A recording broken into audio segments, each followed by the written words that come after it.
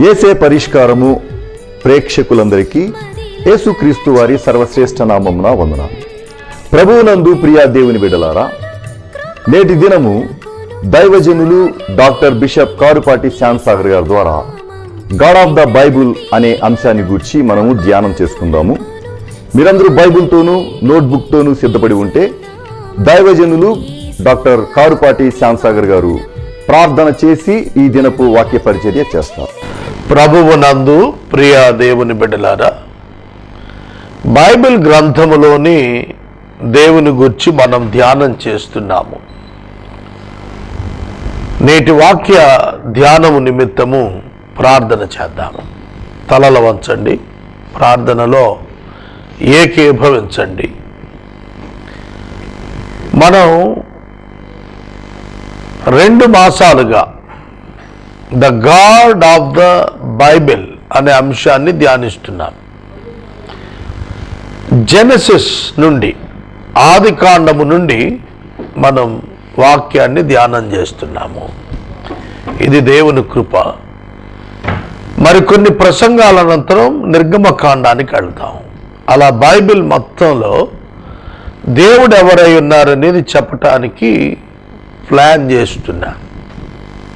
ఆయన లక్షణాలు, ఆయన పనితీరు, ఆయన ఉద్దేశాలు, ఆయన అభిప్రాయాలు అన్నీ కూడా నేర్చుకుంటాం. మనం ప్రార్థన చేద్దాం. మమ్మలను మిక్కిలిగా ప్రేమిస్తున్న మా ప్రభువా, వందనాలు. ఒకే ఒక్క దేవుడు అని అందరూ నమ్ముచున్నారు. ప్రపంచంలోని ఆస్తికులంతా ఒక దేవుడు ఉన్నాడు అని నమ్ముతున్నారు. ఆ ఒక్క దేవుడు యేసుక్రీస్తే అని నమ్మలేకపోతున్నారు. మా ప్రయత్నం అదే. ఒకే నిజరక్షకుడు, అద్వితీయుడు, ఆయన మాత్రమే. ఆయనే ప్రభువైన క్రీస్తు. ఇది గ్రహించుటకు లోకానికి ఈ కార్యక్రమం ఒక సావకాశముగా ఉండాలని ఆశించాను ప్రభు. ఆర్థికంగా ఇబ్బందులు పడుతున్నాను. ఒక విధంగా హ్యూమిలియేషన్లో ఉన్నాము. అయినప్పటికీ మీరున్నారు, తగిన కాలాన సహాయం చేస్తారు. నమ్ముతున్నాం ప్రభు, నమ్ముతున్నాము. కృప చూపండి నాయన. వాక్యము ద్వారా మాతో మాట్లాడమని అడుగుచున్నాము. యేసు నామమున అడిగి వేడుకుంటున్నాము తండ్రి, ఆమెన్. ప్రియమైన దేవుని బిడ్డలారా, పరిశుద్ధ బైబిల్ గ్రంథము ఆది కాండము గ్రంథము 17వ అధ్యాయము 9 నుండి 14 వచనాల మధ్య దేవుడు అబ్రహాముతో నిబంధన చేసెను.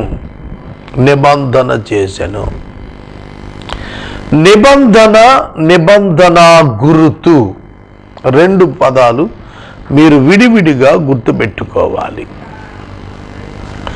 నీకును నాకును, నీ సంతతికిని నా సంతతికిని మధ్య గాయకొనవలసిన నిబంధన ఏమిటి అనగా, దేవునికిని అబ్రహామునకును, అబ్రహామునకును దేవునికిని, దేవునికిని అబ్రహాము సంతానమునకును, సంతానమునకును అబ్రహాము యొక్క తరముల వారందరికీ మధ్యన ఒక అగ్రిమెంట్, నిబంధన, covenant. Covenant is nothing but an agreement. ఒక ఒప్పందం ఉండాలి. నేను చెప్పినది మీరు దాటకూడదు, మీరు చెప్పినది నేను దాటకూడదు. That is the covenant. కనుక ఈ కోవెనెంట్ ఏమిటంటే, నేను మీ దేవుడను, నేను తప్ప మీకు వేరొక దేవుడు లేడు, మీరు నా ప్రజలు. That is the covenant. కనుక మీరు నా వారు, you are my own people, you are my people, నా ప్రజలు, నా సొంత దారులు మీరు, నేను కూడా మీ దేవుణ్ణి. ఇది నిబంధన. వేరొక దేవుడు మీకుండకూడదు, వేరొక దేవుడు మీకుండకూడదు, వేరొక ప్రజ నాకు కూడా లేరు, మీరు తప్ప. కనుక ఈ నిబంధన, అబ్రహాముతో దేవుడు చేసిన ఈ నిబంధన యేసుక్రీస్తు ప్రభువు వచ్చు వరకు అమలులో ఉన్నది. దీనిని పాత నిబంధనగా మనం గుర్తెరుగుతాము. మోషే దానిని సీనాయి పర్వతం మీద 10 ఆజ్ఞలను పొంది తీసుకుని వచ్చాడు. అందులో మొట్టమొదటి ఆజ్ఞ, నేనే దేవుడును, నేను తప్ప వేరొక దేవుడు మీకు ఉండకూడదు, విగ్రహం చేసుకోకూడదు, ఆయన నామాన్ని వ్యర్థంగా ఉచ్చరించకూడదు, విశ్రాంతి దినాన్ని పరిశుద్ధంగా ఆచరించాలి, తల్లిదండ్రులను సన్మానించాలి, నరహత్య చేయకూడదు, అబద్ధం ఆడకూడదు, దొంగలకూడదు, నీ పొరుగు వారిది ఏది ఆశించకూడదు, అన్యాయము అబద్ధపు సాక్ష్యము చెప్పకూడదు. ఇలా ఆజ్ఞలు ఇచ్చాడు. అవన్నీ ఏం జ్ఞాపకం చేస్తున్నాయంటే, covenant between God and the people of Old Testament. పాత నిబంధన ప్రజలతో, అబ్రహాముతో, అతని సంతతితో దేవుడు చేసిన నిబంధన. కనుక నిబంధనకు ఒక గురుతును ఇచ్చాడు. నిబంధనకు ఒక గురుతు లేదా ఒక సూచన లేదా ఒక గురుతు ఏమిటంటే సున్నతి చేయించుకోవాలి. అబ్రహాము ఇంట పుట్టిన వాడును, విలువబెట్టి కొనబడిన దాసుడును సున్నతి చేయించుకోవాలి. ఆ సున్నతి పొందుట వలన అబ్రహాము యొక్క సంతానం అని లోకమునకు ప్రత్యేకించబడిన వారుగా తెలుపుతుంది. అర్థమవుతున్నదా? ఫిలిస్తీయులు సున్నతి లేనివారు, సున్నతి చేయించరు, అన్యులు వాళ్ళు. యూదులు సున్నతి చేయిస్తారు. దావీదు మీకాలు కొరకు 200 ముందోళ్ళు కట్ చేసి తీసుకొచ్చాడు. అవి సున్నతి లేనివి. దావీదు గొలియాతుతో మాట్లాడుతున్నప్పుడు సున్నతి లేని ఈ ఫిలిస్తీయుడు ఎంతటి వాడు అని అన్నాడు. అంటే నిబంధన క్రిందకు రాడు వీడు. దేవుని నిబంధన క్రిందకు వచ్చిన జనులను, ఆ దేవుణ్ణి తిరస్కరించటానికి సున్నతి లేని ఈ మనుషుడు ఎంతటి వాడు అన్నాడు దావీదు గొలియాతును ఉద్దేశించి. కాబట్టి సున్నతి వారికి బాహ్య గురుతుగా ఇవ్వబడినది. అంతరంగములోని వారి కమిట్మెంట్కి ఎక్స్టర్నల్ సైన్, బాహ్య సూచనగా సున్నతి తెలుపబడదు. ప్రజలకు సున్నతి తెలుస్తుంది, అంతరంగం తెలియదు. తెలుసునా? క్రొత్త నిబంధనలో అంతరంగమున కొత్త నిబంధన, new covenant established in the heart of the believer in new testament. External baptism, external sign is baptism for inner faith and salvation experience. రక్షణానుభవమునకు, హృదయమున కలిగిన విశ్వాసమునకు బాహ్యమున సూచన ఏమనగా బాప్తిస్మము, నీటి బాప్తిస్మము. కనుక బాప్తిస్మము రక్షించదు. Coming under the covenant will save you. నిబంధన క్రిందకు ఒప్పుకొని వచ్చుట ద్వారా రక్షించబడతావు. దానికి బాహ్య సూచన బాప్తిస్మం. To get the recognition of the society, people, you need baptism, not for the sake of salvation. You doesn't need the baptism for the sake of salvation. రక్షణకు నీకు నీటి బాప్తిస్మం అవసరం లేదు. విశ్వాసము ద్వారా కృపచేతనే నువ్వు రక్షించబడతావు. కాబట్టి దేవుడు క్రొత్త నిబంధన చేశాడు. పాత నిబంధన బాహ్య గురుతు, క్రొత్త నిబంధన అంతరంగ సున్నతి, మారు మనసు. ప్రియమైన దేవుని బిడ్డలారా, బాహ్య సున్నతి కంటికి కనపడేది పాత నిబంధన. క్రొత్త నిబంధన కంటికి కనపడనిది అంతరంగ సున్నతి. గలతీయులకు రాసిన పత్రిక 5వ అధ్యాయం.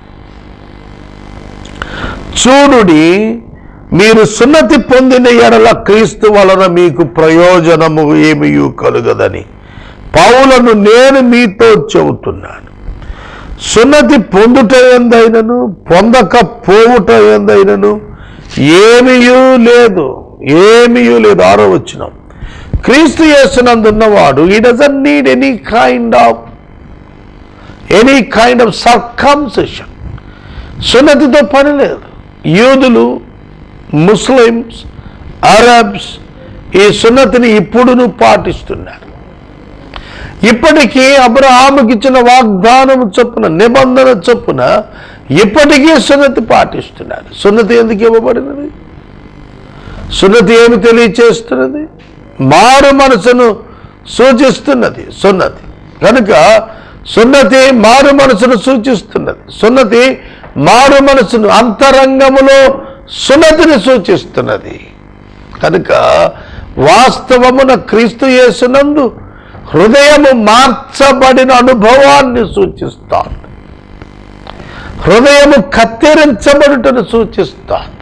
హృదయము నుండి వ్యర్థము తొలగించబడుటను సూచిస్తోంది సున్నతి. ఒక మార్పు, ఒక పెను మార్పు లోకమునకు, విశ్వాసికి తెలియచేసేటువంటిదే అంతరంగ సున్నతి, మారు మనస్సు, బాప్తిస్మము. అబ్రహామును దేవుడు ఒకే దినమున అతని కుమారుడైన ఇస్మాయేలును మరియు అతని ఇంట ఉన్న పురుషులందరూ సున్నతి పొంద ఆజ్ఞాపించను. ఒకే దినమున ఇంటి వారందరూ సున్నతి పొందారు. ప్రియమైన దేవుని బిడ్డలారా, it is the outer sign, external sign. దేవుని యొక్క వాక్యములో దేవుడు నిబంధనకు విలువ ఇచ్చేటువంటి వాడు. దేవుడు నిబంధనకు విలువ ఇచ్చేటువంటి వాడు. తాను మాట ఇస్తే దాని ప్రకారం చేస్తాడు. ఆ మాట తప్పడు. మనకు నోవహు కాలములో దేవుడు నోవహుతో ఒక నిబంధన, జలప్రళయం అనంతరము వారు నేల మీదకి వచ్చినాక చేశాడు. ఆ నిబంధన ఏమిటో తెలిసినా, మరి ఎన్నడూను నేను భూమి మీద ఉన్న మనుషులను, లోకమును నీటితో నశింపచేయను. దానికి గుర్తుగా వర్ష ధనస్సును ఆకాశములో ఉంచాడు. మనకు కొంచెం వర్షం వచ్చి వెలియగానే విబ్జిఆర్ అంటాం. వర్ష ధనస్సు రంగురంగులతో కూడినటువంటి అర్ధచంద్రాకారం కనిపిస్తుంది. దాన్ని తెలుగు బైబిల్ ఇంద్రధనుస్సు అని కూడా తర్జుమాదారులు రాశారు. ఇప్పటికి వాడుకలో ఇంద్రధనుస్సు అని ఉంటుంది, అది వర్షధనస్సు అని అంటాం. క్రైస్తవులం ఇంద్ర అనే పేరు వాడకుండా క్రైస్తవులం వర్షధనస్సు అంటాం. ఆ వర్షం వచ్చినప్పుడు దేవుడు తన వాగ్దానం జ్ఞాపకం చేసుకుని ఈ విధంగా మనుషులందరినీ ప్రపంచంలో నేను నాశనం చేయనన్నాడు. ఎక్కడో ఒక చోట వరదలు వస్తే రావచ్చు, కానీ హోల్ వరల్డ్, ప్రపంచం అంతా నీటి చేత లయం కాదు. ఇక శీతోష్ణ స్థితులు అన్ని సమంగా ఉండాలని దేవుడు ఏర్పాటు చేశాడు. ఆ తరువాత మరలా తిరిగి లోకములో వెజిటేషన్ సమస్తం ఏర్పాటు చేశాడు. సోదరుడా, సోదరి, ఆనాడు నోవహుకి ఇచ్చిన మాట ఇప్పటికీ పాటిస్తున్నాడు దేవుడు. ఇప్పటికీ వర్షం వచ్చినప్పుడు ఒక వర్ష ధనస్సు అందులో పడేస్తాడు. అది జ్ఞాపకం చేస్తుంది ఏమిటంటే, ఇక దేవుడు మనుషులను వర్షం చేత సంపూర్ణ సమూల నాశనం చేయపూనుకోడనేటువంటిది నిబంధన. గురుతు విబ్జిఆర్, గురుతు ధనస్సు. అలాగే ఇక్కడ మారు మనస్సు నిబంధన, మాట నిబంధన, ప్రమాణము నిబంధన. అయితే గోప్యాంగ చర్మ కత్తిరింపున్నదే అది గురుతు. అది నిబంధనకు గురుతు. సోదరుడా, సోదరి, దేవుడు నిబంధనకు విలువ ఇస్తాడు. ఆ నిబంధనలో క్రీస్తు నందు నిన్ను స్వీకరించాడు, నీ పోషణ తీసుకున్నాడు, నీ జీవితం యొక్క సకల సమస్త విషయాలు ఆయన తన స్వాధీనంలోకి తీసుకొని ఆయన తన చిత్తం చొప్పున నీ లైఫ్ నడిపిస్తూ ఉంటాడు. కాబట్టి you are a special one to God, unique one to God. నువ్వు దేవునికి అపురూపమైన వాడు, అమూల్యమైన వాడు. కాబట్టి ప్రభువుతో నువ్వు ఉండటం కొరకు దేవుడు నిన్ను ఎన్నిక చేసుకున్నాడు. ఇది లోకంలో ఎవరికి లేని భాగ్యం నీకు దక్కింది. క్రొత్త నిబంధన క్రింద కంటిన్యూ అవ్వు. పాత నిబంధన ప్రకారం సున్నతి పొందుటైనా లేదు, పొందకపోయినా లేదు. మారు మనసు ముఖ్యము, పాప క్షమాపణ ముఖ్యము, రక్షణానుభవం ముఖ్యము, భక్తి భయము ముఖ్యము. భయము భక్తి ముఖ్యము.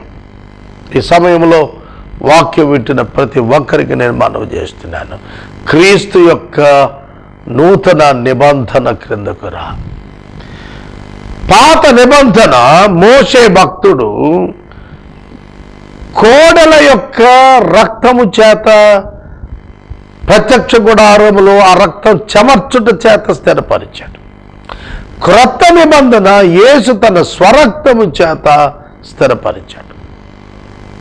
యేసు శరీరము విరువబడింది, నలుగగొట్టబడింది. ఆయన ఎముకలలో ఒకటి కూడా విరగకుండా దేవుడు శ్రద్ధ తీసుకున్నాడు. పస్కా బలిపశువు యొక్క ప్రత్యేకత అదే. యేసు ఈ లోకానికి ఒక నూతనమైనటువంటి నిబంధన ఇవ్వటానికి వచ్చాడు.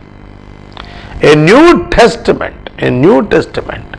Salvation is through the faith and by the grace. ఇది కొత్త నిబంధన. విశ్వాసము ద్వారా కృపా చేతనే మీరు రక్షించబడ్డారు. This is the gospel. కనుక దీనిని లోకములో తీసుకుని వెళ్ళుటకు దేవుడు మనకు అవకాశం ఇచ్చాడు. దానిని మనం సద్వినియోగము చేసుకునవలెను. క్రొత్త నిబంధన యేసుక్రీస్తు ప్రభువు వారు స్వరక్తముతో చేసినటువంటిది. పాత నిబంధన మోషే కోడెల రక్తంతో చేసినటువంటిది. తాను అప్పగించబడిన రాత్రి ఆయన పస్కా విందు మేడగదిలో ఆచరించాడు. ఆయన పస్కా విందు ఆచరించినటువంటి మేడగది మేము దర్శించాం, అక్కడ ప్రార్థించాం. ఆ గదిలో యేసు భోజన బల్లపై కూర్చున్నప్పుడు ఆ పస్కా విందులో ఆయన మాటలు విచిత్రమైనవిగా కనిపిస్తాయి. కొరింథీ పత్రిక, మొదటి పత్రిక, కొరింథీయులకు పౌలు గారు రాసిన మొదటి పత్రిక 11వ అధ్యాయం 23వ వచనం. నేను మీకు అప్పగించిన దానిని ప్రభువు వలన పొందితిని. ప్రభువైన యేసు తాను అప్పగింపబడిన రాత్రి ఒక రొట్టెను పట్టుకొని ఎత్తుకొని కృతజ్ఞతాస్తుతులు చెల్లించి దాన్ని విరిచి, ఇది మీ కొరకైన నా శరీరము, దీనిని జ్ఞాపకము చేసుకున్నట్టుకై దీనిని చేయడని చెప్పాను. ఆ ప్రకారమే భోజనమైన పిమ్మట పాత్రను ఎత్తుకొని, ఈ పాత్ర నా రక్తము వలన అయిన క్రొత్త నిబంధన, దీనిలోనిది త్రాగినప్పుడల్లా నన్ను జ్ఞాపకము చేసుకునండి. మరియు మీరు ఈ రొట్టెను తిని ఈ పాత్రలోనిది త్రాగినప్పుడల్లా ప్రభువు వచ్చు వరకు ఆయన మరణమును ప్రచురించుదురు. కనుక ఇది నా రక్తము వలన అయిన క్రొత్త నిబంధన గుర్తు. హెబ్రీ పత్రిక 10వ అధ్యాయంలో పరిశుద్ధుడైనటువంటి పౌలు గారు చాలా తేటగా వ్రాయించినటువంటి మాటలు మనకు కనిపిస్తాయి. హెబ్రీ గ్రంథకర్త చెబుతున్నాడు, నిబంధనను గురించి మాట్లాడుతూ 10వ అధ్యాయంలో, అలాగున బలులట ఏటేటా అర్పించబడుచున్నందున సంపూర్ణ సిద్ధిని కలుగ చేయలేకపోతున్నాయట. అయితే క్రీస్తు అయితే తన శరీరమును తెర చిరుగుట ద్వారా ఒక నూతన మార్గమును, సరి అయిన మార్గమును, తన రక్తము వలన పరిశుద్ధ స్థలమున ప్రవేశించుట ద్వారా దేవుని చేరుటకు మనకు ధైర్యమును అనుగ్రహించి ఉన్నాడు అని రాసింది.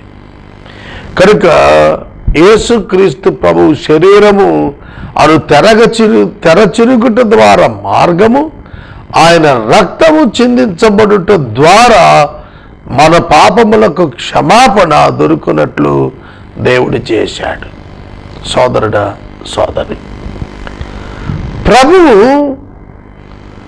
మానవ పాప క్షమాపణ నిమిత్తము తన రక్తాన్ని చిందించారు. ఆ చిందించబడిన రక్తము నిబంధన రక్తమైంది. కనుక క్రీస్తు యేసు నందు ఉన్న వానికి ఏ శిక్ష విధి లేదు అని చెప్పి వాక్యము సెలవిస్తాను. సోదరుడా, సోదరి, వాక్యము సెలవిస్తాను. దేవుని యొక్క వాక్యము క్రీస్తు ద్వారా నిబంధనలోనికి దేవునితో ప్రవేశిస్తున్నారని తెలియచేస్తాను.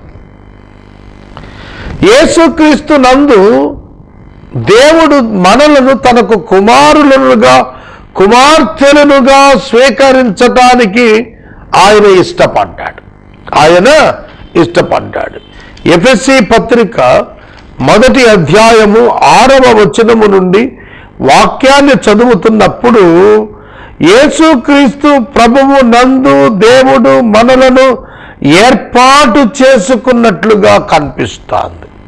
ఎట్లనగా తన ప్రియుని యందు తాను ఉచితంగా మనకు అనుగ్రహించిన తన కృపామహిమకు కీర్తి కలుగునట్లు తన చిత్త ప్రకారమైన దయా సంకల్పం చొప్పున యేసుక్రీస్తు ద్వారా తనకు కుమారులుగా స్వీకరించుటకై మనలను ముందుగా తన కోసము నిర్ణయించుకొని తన ఎదుట నిర్దోషులము పరిశుద్ధులమై ఉండవలెనని ప్రేమ చేత క్రీస్తులో మనలను ఏర్పాటు చేసుకొనెను. It's all because of the new testament. జగత్తు పునాది వేయబడక మునిపే యేసుక్రీస్తు ప్రభువు యొక్క బలి దేవుడు ఆయన ప్రణాళికలో నిర్వర్తించాడు సర్వజ్ఞానమున. ఆ కారణము చేత క్రీస్తు యేసునందు మనలను ఆనాడే ఏర్పరచుకున్నాడు, జగత్తుకు పునాది వేయబడక మునిపే. ఈ నిబంధనలోనికి మనం ప్రవేశించాము. We are so great and privileged, nothing but graced. కృప నొందిన వారం అయిపోయాం, మనం కృప నొందిన వారం అయ్యాము. అంతేకాక ఈ సంకల్పాన్ని బట్టి దేవుడు యేసుక్రీస్తునందు ఏకముగా భూమి మీదవి పరలోకములో ఉన్నవి సమస్తమును ఏకముగా కూర్చాడు. నిబంధన ద్వారా దేవుడు సమస్తాన్ని ఏకంగా కూర్చాడు. ఆ నిబంధన ప్రపంచవ్యాప్తంగా మానవులను ఒక తాటి మీదకు తీసుకుని వచ్చింది. క్రీస్తు ప్రభువునందు విశ్వాసం ఉంచిన వారికి ఏ శిక్షా విధి లేకుండా దేవుడు ఏర్పాటు చేశాడు. So we are under the new covenant, under the blood of Christ. మోషే ప్రోక్షించినట్లు కాదు, అహరోను ప్రోక్షించినట్లు కాదు, క్రీస్తు తన స్వరక్తము చేత ప్రోక్షించాడు. పరలోకములో తన స్వరక్తమును కనపరిచి మనకు విడుదలను ఇచ్చాడు. మనము ఇంతవరకు దైవజనులు డాక్టర్ బిషప్ కారుపాటి శ్యామ్సాగర్ గారి ద్వారా గాడ్ ఆఫ్ ద బైబుల్ అనే అంశాన్ని గురించి ధ్యానం చేసుకున్నాం. ఈ కార్యక్రమం ద్వారా మీరు పొందుకునిచున్న ఆత్మీయ మేలులు ఒక SMS ద్వారా మాకు తెలియచేయండి. మీ ప్రార్థనా మనవులు మాకు తెలియచేస్తే ఏసే పరిష్కారం కార్యాలయంలో ఏర్పాటు చేసిన ప్రత్యేక ప్రార్థనా శిబిరంలో మీ కొరకు ప్రార్థిస్తాం. మీ కుటుంబ పక్షముగా ఒక ఎపిసోడ్కు ఆర్థిక సహకారము అందించాలి అనుకునేవారు స్క్రీన్పై డిస్ప్లే అవుతున్న మా అకౌంట్ నెంబర్కి పంపించండి. పరిచర్య సాక్ష్యము ఇచ్చి దైవజనులు డాక్టర్ బిషప్ కారుపాటి శ్యామ్సాగర్ గారు ప్రార్థన చేసి ఈ కార్యక్రమాన్ని ముగిస్తారు. ప్రార్థన. మమ్మలను మిక్కిలిగా ప్రేమిస్తున్న మా తండ్రి, వందనాలు, స్తోత్రాలు. వాక్యము విన్న బిడ్డలను దీవించమని అడుగుతున్నాము. సంతానం ఇచ్చు దేవా, సంతానహీనులుగా ఉండి బాధపడుతున్న వారి యొక్క గర్భాలను మీరు తెరిచినట్లు వారు మీ సన్నిధిలో దీనమనస్కులై విశ్వాసముతో ప్రార్థించుట వారికి నేర్పమని అడుగుతున్నాము. ప్రేయర్ టవర్ ద్వారా మేమును వారికి సహకారం ప్రార్థనలో ఇవ్వాలనుకుంటున్నాము. మీ కృప మాకెల్లరకు చూపమని యేసు నామమున వేడుచున్నాము తండ్రి, ఆమెన్. తండ్రి అయిన దేవుని ప్రేమ, కుమారుడి యేసయ్య కృప, పరిశుద్ధాత్మ దేవుని అన్యోన్య సహవాసం సదాకాలం మనకు తోడైండును గాక. ఆమెన్.